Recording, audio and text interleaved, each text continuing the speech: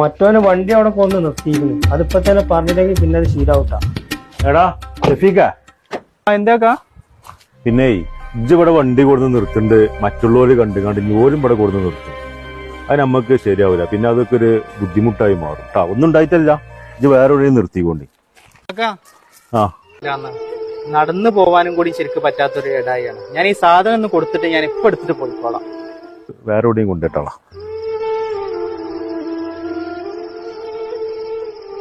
വജ്ജുള്ളോല് വാങ്ങിയ പോലെ കാറും വണ്ടിയൊക്കെ. നിങ്ങളോട് വണ്ടിയിൽ ഉപ്പ വരാൻ പറഞ്ഞു. വല്യപ്പാക്ക് തീരെ വയ്യ. ആ ഷെഫീഖെത്തി. എന്റെ പറ്റി ഇതൊന്ന് പെട്ടെന്ന് വണ്ടി എടുത്താ. വണ്ടി നമ്മളെ പാറപ്പുറത്താണ് നിർത്തിയിട്ടുള്ളത്. നിങ്ങൾക്ക് അങ്ങോട്ട് നടന്നു വരാൻ പറ്റുമോ? അല്ലടാ, ഇജ്ജ് പെട്ടെന്ന് എടുത്തുവാടാ പ്ലീസ്. എന്താടാ വണ്ടി കാണില്ലല്ലോ?